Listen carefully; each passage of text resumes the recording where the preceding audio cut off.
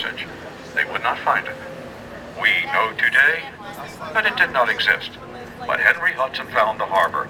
That one dead ahead. Wait. Wait till you see the whole thing. When first his eyes beheld the great sight, they got as wide as saucers. He experienced a sense of awe. Genesis. He was a much-traveled sea captain, had seen many great ports. He had never seen one to match this one. Neither have you. He would not see it again, never to return.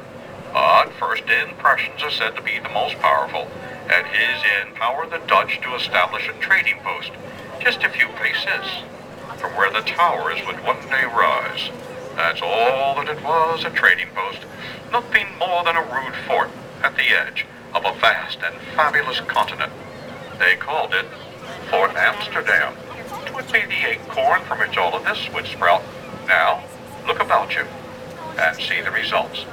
Oh, it's had many names, this place. The Dutch called it New Amsterdam. English take it from the Dutch, rename it New York. 'Tis Superman's metropolis, Batman's Gotham City. For the out-of-towners, yes, I suppose, the Big Apple. And for the ancient Greeks, they've not been here, never seen the place.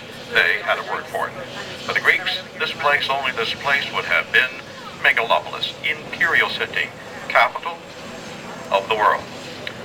If you didn't hear Mr. Krotsky, the bow is open now, downstairs front of the boat for standing. No chairs in the bow, please. Standing means feet on the floor, not up at the cleats, the anchors, the railings. Kids welcome as well, but they got to have you with them. It's open and breezy right this very moment. So here we are, headed downstream. Left side Manhattan. What's on the right side? Everything else. To your right, this is America. Out there somewhere is California. Oh, what a mess. Well, you won't see California from this boat, even on a clear day. What can you see? Same thing we see every day. New Jersey. Weehawken, New Jersey, right now becoming Hoboken, New Jersey. Yeah! Now, if you're on this boat, there's a pretty good chance that you're from someplace else. And if that's the case, an even better chance it is someplace smaller than this place. Most places are, and perhaps you've been a bit overwhelmed since you got here. It just might be that instead of a city that never sleeps, you're from a place where the all-night restaurant closes at 4 in the afternoon. Well, it can be a bit overwhelming. But don't let Manhattan intimidate you. Think of the island on our left as nothing more than a bunch of towns and villages compacted together onto an island, barely 13 miles long by 2.5 miles wide. We don't call them towns or villages any longer. They're neighborhoods. But villages, that's what they were.